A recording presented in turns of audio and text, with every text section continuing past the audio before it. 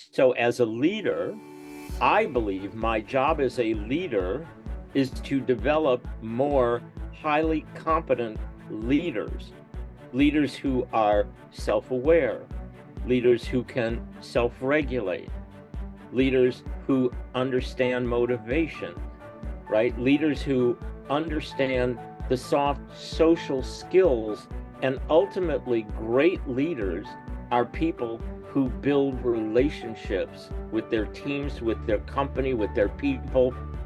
But as a leader, see, we tend to talk about leader in the context of business. Welcome to the Manage Self, Lead Others Leadership podcast with Nina Sunday for experienced and aspiring people managers. This show will help you explore ways to become a more intentional leader. Each episode, host Nina Sunday speaks with some of the brightest business minds on the planet who share a passion to elevate and transform team culture. Workplace culture hides in plain sight. Is yours flourishing? Join the movement to make your workplace a better place to work. Are you ready? Because it's time to manage self, lead others. This episode, I'm speaking again with thought leader and visionary Dan Silberberg. With a distinguished track record leading Fortune 500 businesses from 7 million to 400 million, launching 4 startups, leading a global brand revitalization in 100 countries, and having trained in McKinsey methodologies, Dan has a consulting background with EDS and A.T. Kearney, and as managing director at Oracle Corporation, led the go-to-market strategy. Now with a master's degree in leadership and coaching, Dan announced dates for his Leader Council and other programs to grow the next generation of leaders. My past conversations with Dan are now videos on his website, entelechy.ai. That's ENTELECHY.ai. Go to the Inspirations tab to see the videos. Then head to the Call tab to sign up for Dan's newsletter.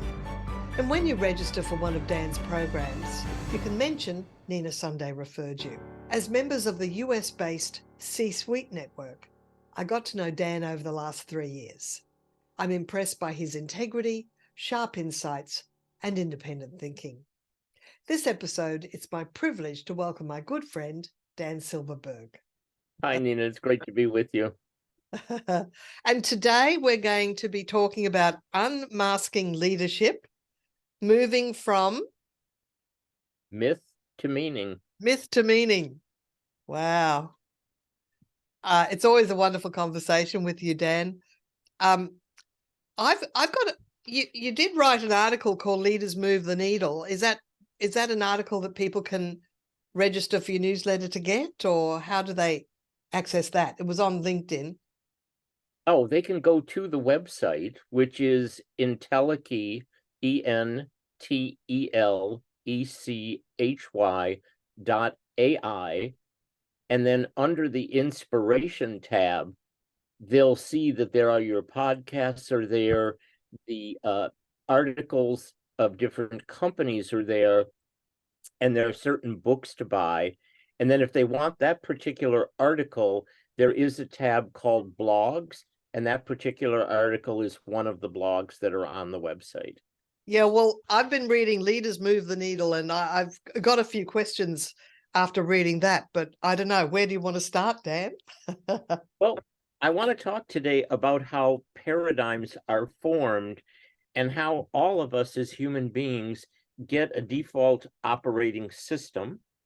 However, if you've got some questions on the article, we could start with that, and then we'll move into the paradigms. Right, great. Well, it's just that you're really identifying that, it's new days at the moment, and we have to equip teams to function effectively within gray areas, to embrace ambiguity as a challenge. How do we equip teams to be more improvisational?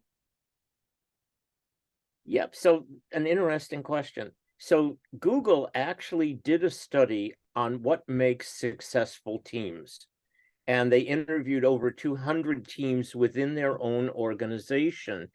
And I think in addition to what they have done, I have my own experience leading teams, and there are other, data sources out there. But the number one issue is what they call psychological safety, right? And what is that? Well, psychological safety basically means that if I'm on a team, am I respected? Is there a status to the team, or is everybody's voice considered and heard? They may not do what I'm suggesting, but at least I'll be heard. My ideas will be acknowledged, and they'll be thanked for having an opinion. And so I think in terms of moving this needle, psychological safety matters. The other thing is there mutual respect? The third thing I think is status. So in underperforming teams, if a particular person is in the hierarchy above a group of other people and wants to use that as a cudgel, that will clamp down the innovation and ideation of a team. And so we have to be conscious that in terms of status, all people's voice and ideation need to be heard. Now, what also could happen is there may be a particular project, and you may have a particular skill, and the team could decide, Nina, we want you to lead us on this particular project because you have a depth of experience the rest of us don't have. But it becomes a team decision, not a situational title decision. Yeah? Absolutely.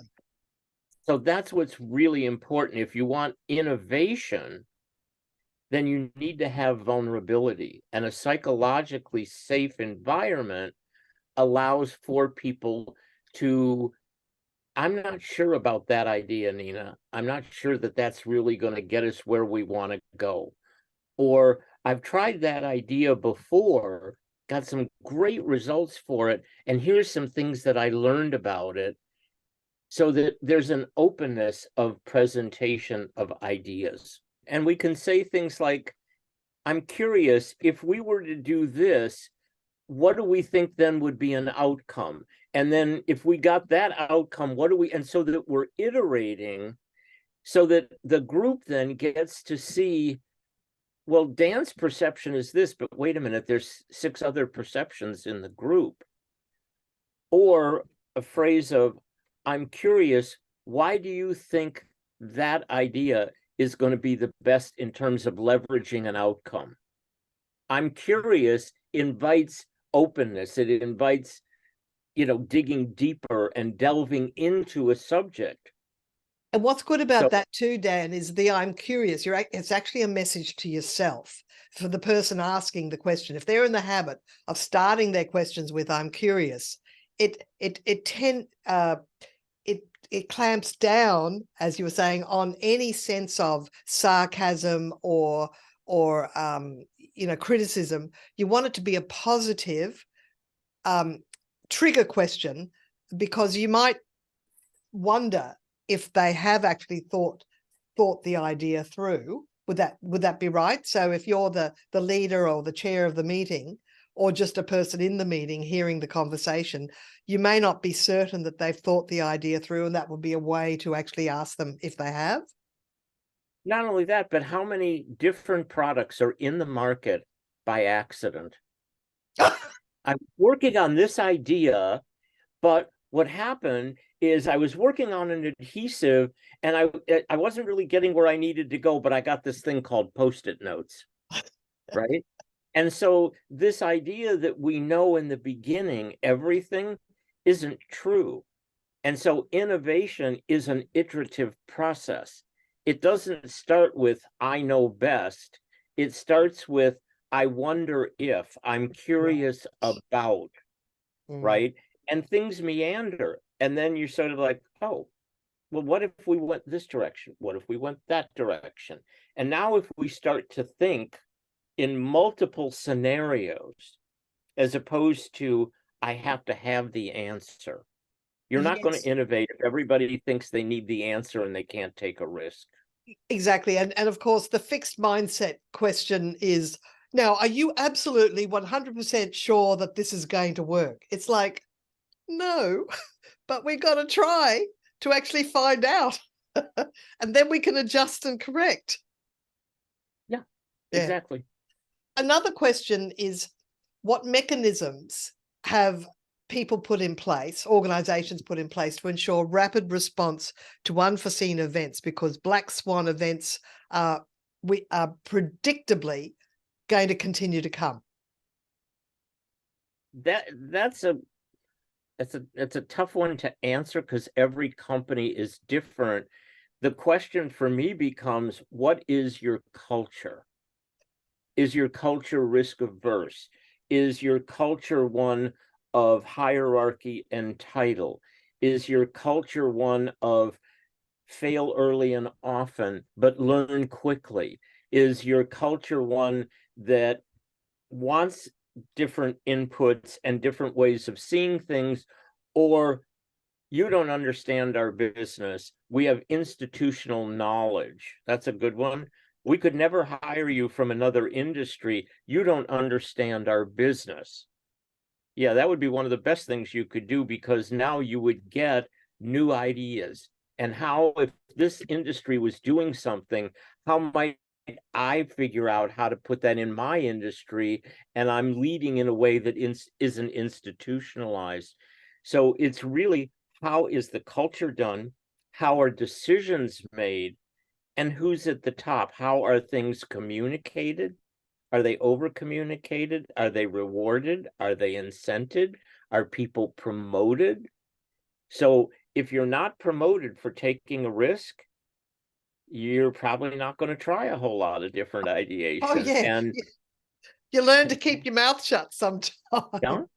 And then the other thing is about grit and resilience. Yeah. So how resilient are you? So have you done anything in your planning just to, how the military plays war games? They do different scenarios with different activities to see how things would work out.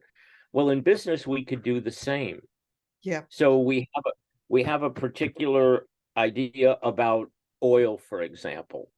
Well, now we've got this war going on, right? Then we have energy independence, and we decide we're not going to do energy independence. So there's price swings, there's resource allocation, there's commoditization. There are all of these different things. So again, as an organization, how many different perceptual intelligence lenses do we bring to how we make decisions? Tell us about your leader council that's coming up. It'll be next year by the sounds of things, is it? When will it be starting? The leader council is a year-long program, and it will meet twice a month. So the first meeting is on the second Friday of the month. It lasts for 3 hours. And the second meeting is the fourth Friday of the month, and it lasts for 2 hours. And what time of day? Because I'm just trying to work out for the global listeners, if they can, do they have to get up at 3 in the morning, or so what time USA? Well, I think what we're gonna probably do is something around either 9 to 11 in the morning, or it'll be 4 to 6 in the afternoon, Central Standard Time. What I'm thinking is, from a global perspective, is to have one base for the United States and another base, let's say, for Europe or Asia, and we'll work out the time differences so that it works. Yeah, lovely, lovely. So wherever you are in the world, the time will probably suit you. And this is a year-long program. And go to entelechy.ai, and the spelling is in the show notes. And get in touch with Dan. Mention Nina Sunday. You will transform your approach and your behavior as a leader. So yeah, thanks. It's a very different, the leadership development industry in the United States is $60 billion. 90% of it has no long-term sustainable effect on being a good leader. And so I think the difference is that my program, the first meeting, is all about a particular, whether it's attributes like self-awareness. So tell me your story, tell me who am I, tell me your bad faith, and tell me your relationship to spirituality. I didn't say anything about marketing or sales or anything like that. It is getting you internally to Yes. see who you are. So that first 3-hour meeting is a lot of breakouts. It's a very interactive and experiential. Mm. And I guarantee the sustainable result because you will experience tied to an emotion. And when you do Yes. that, you have a memory, right? When you read a book for knowledge, in 6 weeks, 80% of it is gone, unless you take something from the book, relate it to an experience, and have a memory put to it. Mm. And then the second Friday will be what happened during that time where you actually were applying these principles to yourself. So you'll have an accountability partner, you'll have a cafe conversation, you'll build a team of allies and trusted advisors, right? You'll have me as a guide and someone who's a confidant. And the whole idea here is your own personal transformation. And you've It's captured the numbers too. So it's very much a small cohort all working together. Is that right? we're looking, yes, each council will be 12 to 15 people, and that will give me lots of opportunity to work one-on-one with people, both in those sessions and outside of the sessions. And so there will be time to do hot seats and talk about the business, but this is not a leader council to come and tell me what your marketing problem is. Yeah. This is a leader council for you to grow yourself into the next best version of yourself. And you're really aiming at people that have a C-suite role, correct? Yes, so I'm looking for C-suite executives. So that would be a CEO, a CFO, COO, CRO, CHRO. It has that CMO. right? It has that C little word in front of it because you're the leadership of the company. Yeah. Now, in your article, you write that the genius of one pales in comparison to the wisdom of many, and that's collective intelligence. So, how do you recommend leaders tap into this reservoir of wisdom? In a traditional hierarchy, the one with the highest title is the one people look to, and it's almost like, tell me what you want, tell me what you want me to do. And there's a tap down of genius, initiative, and collective intelligence, right? So in a situational title is more of do as you're told, or the boss manages the team. In the world we're in today, it's an ecosystem of people and ideas, and collective intelligence will definitely do better than an individual. Why? Well, if we took an iceberg as an example, 10% of the iceberg is above the water and 90% is below. So the studies have shown that top management at best knows 10% of what's really going on in the business. The other 90% is hidden in the collective intelligence of the marketing department, the sales department, the supply chain, the production area, the finance area. There are all of these different areas, and that collective is what can actually bring again, how do you make decisions? Right? So if we're looking for fact base, the people on the phone talking to a customer, your outbound people, will have a lot more relevant data than someone sitting on the 30th floor thinking they know what's going on to the business. And so what happens now is, what is your role as a senior executive? Is it an architect? Are you an innovator? Are you a communicator? Are you a coach? Are you someone who wants to elicit the best out of your people, or you want to tell them what to do? And so there's a whole different idea, I believe, in business model and how we approach bringing the collective together. And here's the thing, Dan, if the senior leader tells people what to do, in transactional analysis, they talk about adult, parent, adult, child, then you're not acting adult to adult, you're acting parent to child. You're making the the people you lead follow your orders, your instructions, they're not thinking for themselves. You're not cultivating a culture where they think for themselves. So we need adult to adult thinking these days. So people are really thinking for themselves, so that the good ideas percolate throughout the organization. The other thing we have to make sure doesn't happen is silos, these separate silos. We have to silo bust. Well, that's another podcast to talk about business models and ecosystems and collective intelligence, right? So one of the things we found with hierarchies, why is it that major corporations seem not to promote from within, but bring in CEOs from the outside?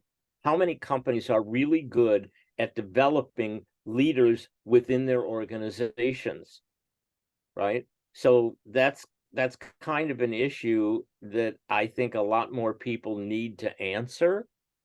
Why is it, as the leader of a company, I'm not developing more leaders, that institutional knowledge of my company? So we tend to go out and we go, oh, I want to hire someone from Home Depot, Nike, Amazon, Google, and we bring them in because the fairy dust that falls off of them will turn us into this wonderful company. And it's not that the people coming in don't have fairy dust, but what they don't have is the entire support system, the brand management, the decision-making, the infrastructure, the systems and processes. All of those things can make leaders better than who they are. And likewise, if it's not a good process, system, and organization, it can take very talented people and make them look like they're not very talented at all. But one of the questions I have for executives, you hire someone because you saw a genius within them. And then what happens is you bring them in and you institutionalize them and tap down the genius. Yeah. What is that about, right? So if we want the best, then we should hire the best and turn them loose to do what it is they do best. So what inhibits that? Well, things like fear, things like trust. So this is our own internal work that we need to do. So 70% of people today say they are unengaged in their work. So we have bosses out there that micromanage, bosses out there that take credit, blame the team.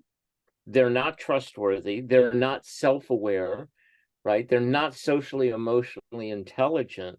And these soft skills are, in the world we're in today, to bring the best out of people. You cannot bring the best out of someone to any degree greater than you can bring the best out in yourself. Thank you, Dan. That's exactly what this podcast is called. Manage self, lead others, build capability, and it's all about self-leadership, about emotional intelligence, raising your own modus operandi. In fact, the number one goal of any leader really is to build the capability of their team. So you've said it so perfectly. No, that's not true. What? No, that's not true. Okay. The number one thing for a leader is to grow more leaders. Right. See, it's not about the outcome. It's about the person. So how do I develop my people to realize their highest potential to become the next best version of themselves? See, the way we talk about leadership in a business is very externally focused.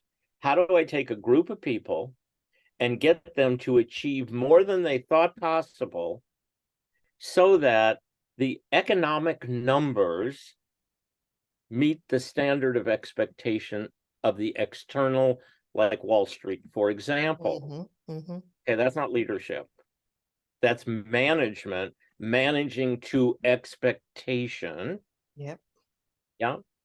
So as a leader, I believe my job as a leader is to develop more highly competent leaders, leaders who are self-aware, leaders who can self-regulate, leaders who understand motivation, right? Leaders who understand the soft social skills. And ultimately, great leaders are people who build relationships with their teams, with their company, with their people. But as a leader, see, we tend to talk about leader in the context of business. I want to talk to you about being a leader in life with your spouse, your kids, your community, your school that your kids go to, your religious institutions that you participate in, the charities and give backs that you're interested in, and making a difference in the world. Business happens to be a piece of the pie. We tend to talk about leadership as the pie. And we're Yes. missing the target by doing that, in my opinion. So when I say build capability, there's a nuance there that I thought included growing other leaders. But how do you take the nuance of the phrase build capability? Because I've used that a lot and I can change it. When I hear capability, I'm not hearing it so much as a capable person. I'm more hearing that in a business context, I want my marketing people more capable in marketing. Oh, or I want my productivity, you see. Right. Well, that's how business goes, right? And so the idea is, we hear things in business, we need to do more with less, right? We hear things like we're resource constrained. We hear things like, we don't have infinite amount of money, all of these kinds of things. So this will be somewhat provocative, but any shortfall in a business is due to poor leadership. Yeah. It's not due to the economy. It's not due to some outside influence. It's not due to some excuse. We need to own, and that's part of being a leader, is owning who we are, owning both our strengths and our weaknesses, owning both our success and where we fall short. And it's taking full responsibility for the outcomes that we get. Thank you. I'll correct my language in future. No, it's all about the nuance. It's a difference of perception. I'm sure if we brought in 10 senior executives and asked them what is the number one job of a leader, we would probably get 10 different answers. And it's one of the reasons that leadership is so hard to teach, is there is no accepted definition. Well, thanks, Nina. As you know, I've spent 40 years and I've worked in the Global 500. I've done 5 startups. I have a tech background with EDS and Oracle. I've got a business consulting background, McKinsey and A.T. Kearney. So I've done lots of different things. And over that time, I also got a master's degree in leadership and coaching. And that's really my why and my love at this point, is bringing a legacy into the world of sharing these wonderful opportunities and my own struggles and growth and personal journey, and wanting others to have a similar opportunity to lead a spectacular life. This episode, I was speaking with Dan Silberberg, whose website is entelechy.ai. That's ENTELECHY.ai. Go to the Inspirations tab and you can see past episodes of my conversations with Dan on the Manage Self Lead Others podcast. If you want to sign up for Dan's newsletter, just head to the call tab on his website. And if you want to sign up for my newsletter, go to brainpowertraining.com.au and you can register for my newsletter. So thanks for listening, and until next time, bye for now. Nina Sunday is on a mission to help leaders transform culture. To book Nina Sunday CSP to speak at your conference, visit ninasunday.com to request a proposal. Nina travels from Brisbane, Australia for in-person presentations Australia-wide. Twice certified virtual presenter, Nina Sunday presents virtually, globally, for any time zone.